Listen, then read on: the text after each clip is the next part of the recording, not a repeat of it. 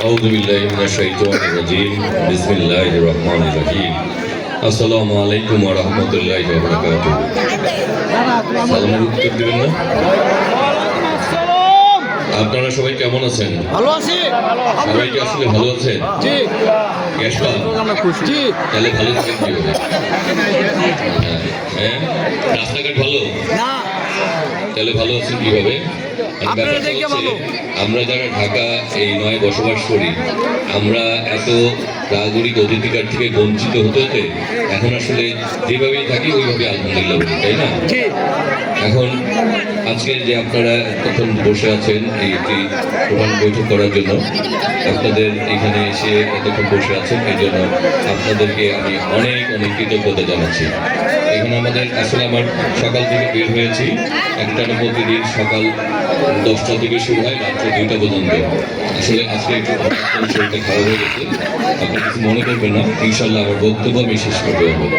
তাই সেটা হচ্ছে যে আপনারা অনেকক্ষণ বসে আছেন, আপনাদের জন্য কৃতজ্ঞতা জানাচ্ছি। আমাদের নেতৃবৃন্দ এখানে উপস্থিত আছে, আজকের জন্য ক্ষমা চাচ্ছি, আসলে নেতৃবৃন্দের নাম বলছি না।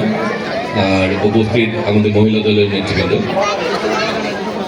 12ই ফেব্রুয়ারি নির্বাচন, স্বাভাবিক মনে হতে পারে এটা একটি স্বাভাবিক গতানুগতিক নির্বাচন, কিন্তু আমরা যদি এটার গভীরে যাই দেখবি আসলে এটা কোনো গতানুগতিক নির্বাচন না। এই একটা নির্বাচনের জন্য আমাদের হাজার হাজার সহযোদ্ধাকে হত্যা করা হয়েছে। এই একটা নির্বাচনের জন্য জুলাই আগস্ট গণ অভ্যুত্থানে অনেক অনেক ছাত্র জনকে হত্যা করেছে।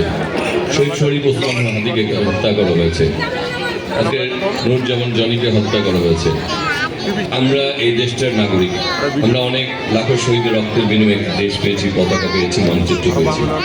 আমরা এই দেশকে ভালোবাসি, তাহলে এই দেশের পতাকা মানচিত্র আমাদের সবই হচ্ছে আমাদের আপন। এই দেশে যারা এই গণতন্ত্রের জন্য, ভোটাধিকারের জন্য যারা জীবন দিয়েছে তারাও তো আমাদের আপন।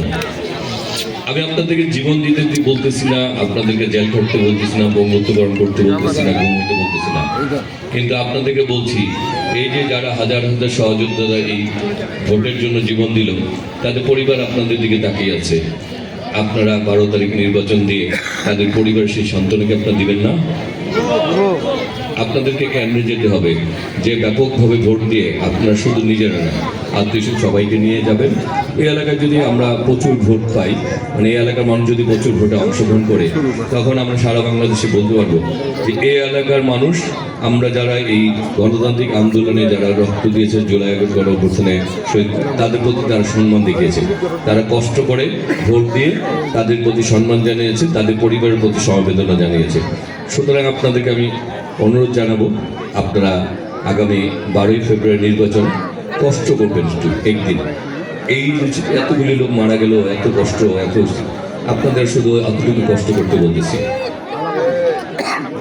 আমাদের নেত্রী দেশনেত্রী বেগম খালেদা জিয়া, আমাদের নেতা শহীদ রাষ্ট্রপতি জিয়াউর রহমান, আমাদের নেতা শহীদ রাষ্ট্রপতি জিয়াউর রহমান স্বাধীনতার করেছেন, সেক্টর করেছেন। আবার তিনি একটি আধিপত্যবাদ মানে মুক্ত একটি স্বাধীন সার্বভৌম রাষ্ট্র বানাতে চেয়েছিলেন। উনি মুসলিম বিশ্বের মধ্যে অত্যন্ত জনপ্রিয় ছিলেন, কিন্তু ওনাকে হত্যা করা হয়েছে, শহীদ করা হয়েছে। ঠিক আমাদের নেত্রী তার স্বামী মারা যাওয়ার পরে শহীদ রাষ্ট্রপতি মৃত্যুর পর রাজপথে নেমে এসে স্বৈরাচারকে হটিয়েছেন, আপোষ করেনি এবং পরবর্তীতে দীর্ঘ 17 দিবস আন্দোলন সংগ্রাম করেছেন। করে তিনি মিথ্যা মামলা খেয়েছেন, জেলখানায় গিয়েছেন, তার বাড়ি ভেঙে চুরে চুরমার করে দেওয়া হয়েছে, তার ছেলেকে তিনি ছেলে হারিয়েছেন, তারপরে তার স্বামী হারিয়েছেন, তার এক ছেলে নির্বাসনে ছিলেন।